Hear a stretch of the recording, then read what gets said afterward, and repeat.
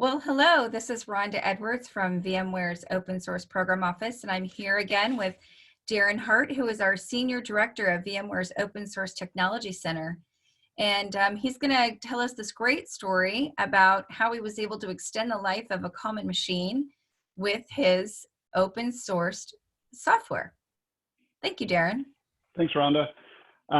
Yeah, I think we've probably all hit that point where a beloved device or machine dies before we're ready to part with it. In this case, my critical morning espresso machine that was gifted to me by a friend started doing this, and it was leaking and it was sending grinds everywhere.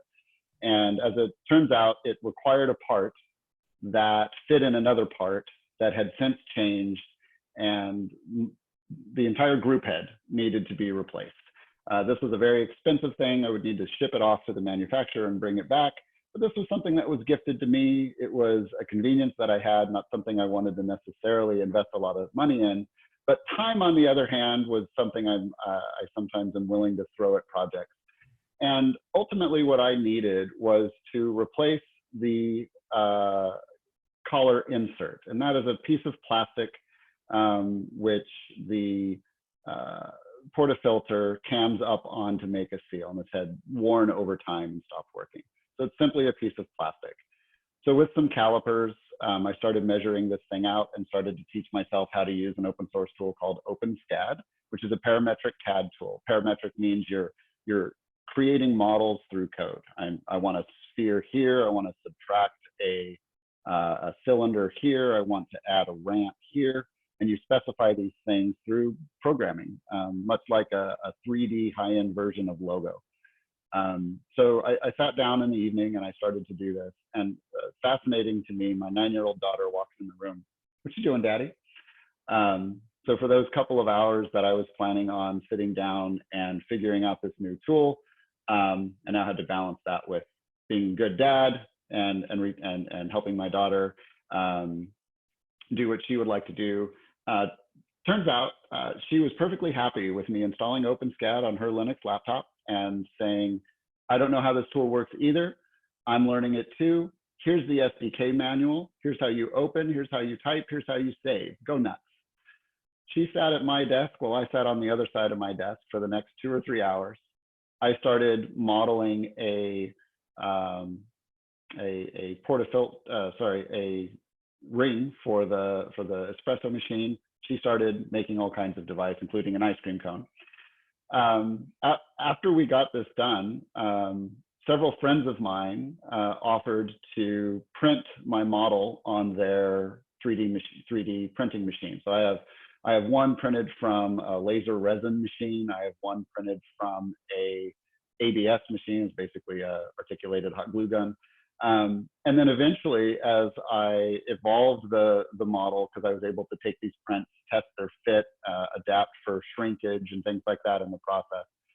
Eventually, I ordered a few different types from Shapeways, which allows you to use higher end materials like high density nylon, for example, platinum if you really want to. In this case, I was able to create a ring that is still in use in the machine today. And by doing this, I was able to learn a new tool, share some knowledge with my daughter, and restore functionality to a machine well beyond sort of the life that the manufacturer had intended, and to do so on my own, which I really valued. But part of the story that came out of this that was also a lot of fun was taking this to not just fixing the machine, but helping friends and starting with my daughter understand how can you make these things yourself. So we ended up going on a field trip. A friend of mine runs a company, 3D Logics, which has very high-end 3D printing systems, everything from plastics to titanium.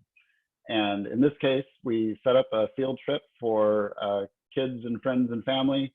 And we all went. My daughter printed her ice cream cone that she made in OpenSCAD. This is her there. And everybody that attended actually printed a model either of their design or of the company's library. This is all of us there at the end of the day, and we had a great time. But back to the open source story, developing this model, it seems a little weird to say a model is open source, but this is the model on GitHub. Again, my GitHub DD Hart, the SCAD models repository.